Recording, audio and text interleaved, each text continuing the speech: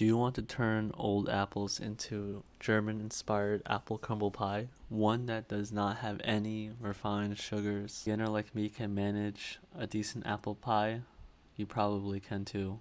First, get some apples, maybe some that you've forgotten in your fridge.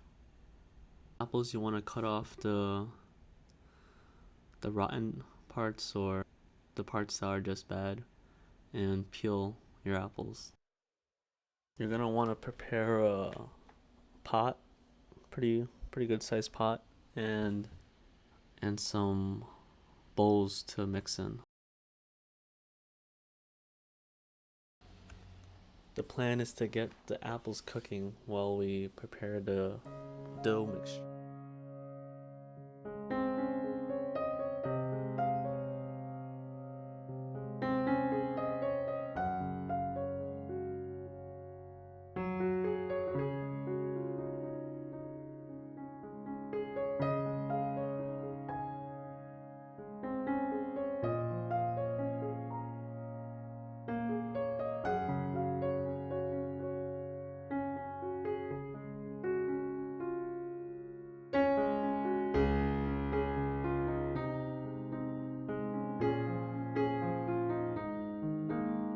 After you peel all your apples, you want to cut them up into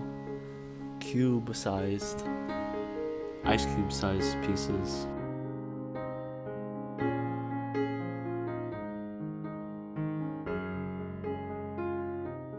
Some people like to take out the middle part, but I can't be bothered.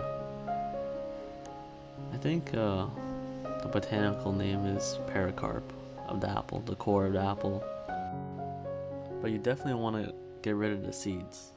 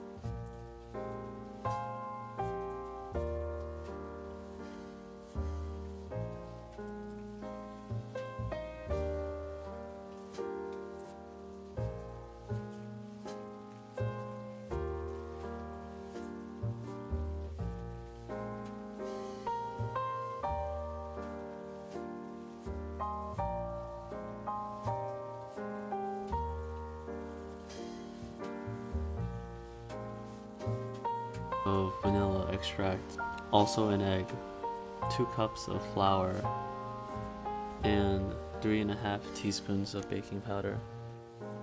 The ingredients needed for the filling are apples that you just cut up, some cinnamon, and lemon.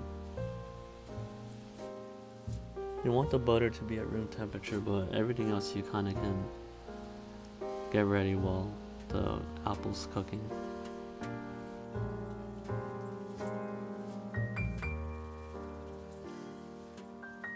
Keep the dry and wet ingredients separate for now.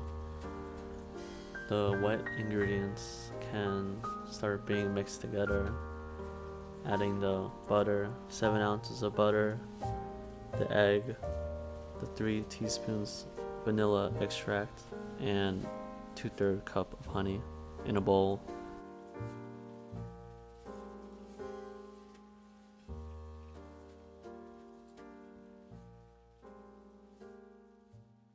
Depending how long your oven takes to preheat, you can start it now for 350 degrees Fahrenheit or 175 degrees Celsius. You can get your dry ingredients and mix them up a little bit by hand, and that will be 2 cups of flour and 3.5 teaspoons of baking powder. The wet ingredients are well mixed together now, so I'll start adding in the dry ingredients a couple tablespoons at a time until it's all incorporated together.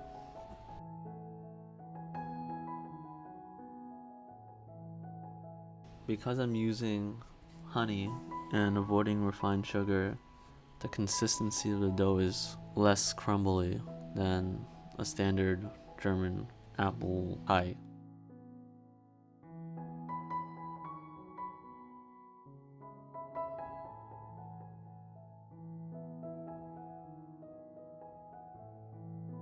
At this point, the apples should be about done, so you can turn off the heat and let them cool down a little bit.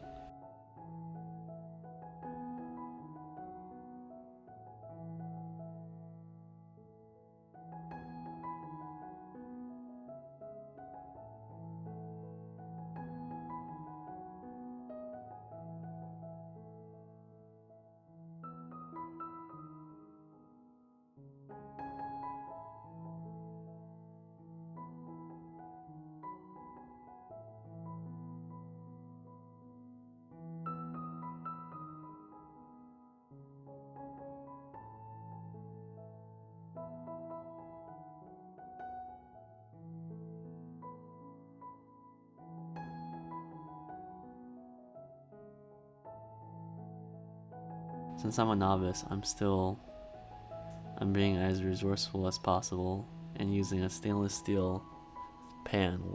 You just gotta make sure it's 100% stainless steel so that no plastic melts or some funky stuff fumes out. Once the pan's all buttered up, I also like to butter up my hands. For me, this has been the best way of getting the dough in the pan. If the dough is more doughy, I think some people roll it out and place it. This is when I say my baking techniques are crude, but I guess if it works. You kind of want to smooth it out so it's somewhat even and so that the sides can get coated. You want to leave about 1/3 of the dough remaining for the top.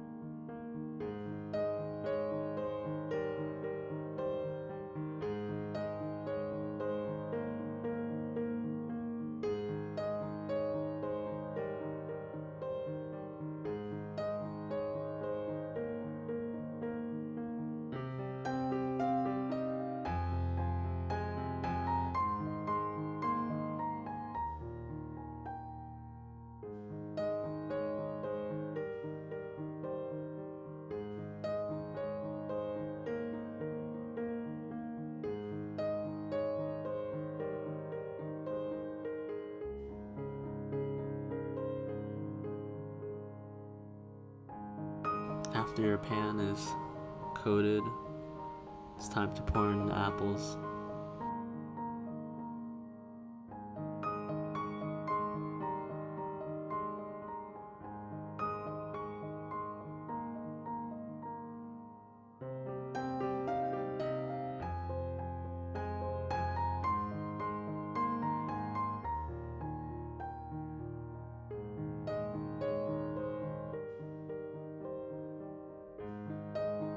Last part of the dough is to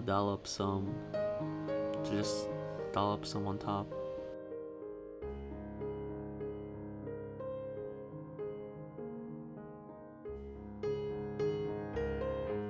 The dough will kind of expand and spread. So I don't really stress too much about the open holes, but the area around the circumference is somewhat important if you want a intact piece of pie. I mean, so that's basically it. You just put it in the oven for 50 minutes at 350 degrees and wait. I think since I used honey, the dough kind of browns faster than without the honey. So if you're worried about burning the top of it, you can place a foil on top. Once the timer goes off, you can take it out and let it rest. And you can tell if the dough is ready by using a fork or toothpick. Comes out clean, then you know it's good. Since I didn't use a cake pan or spring form pan, I have to do this maneuver to get the cake out.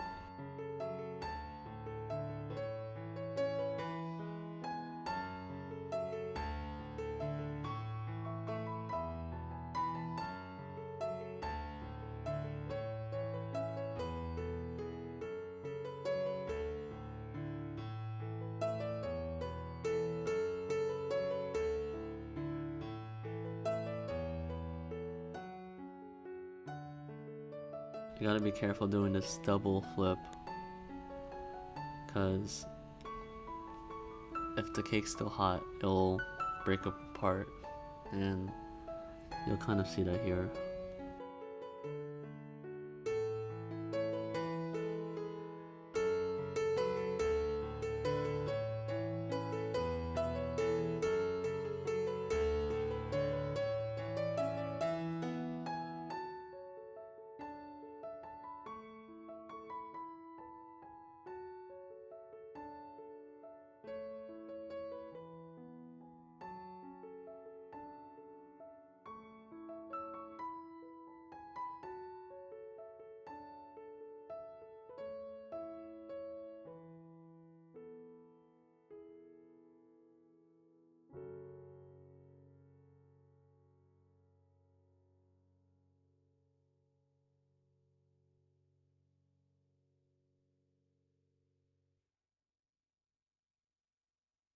And that's basically it.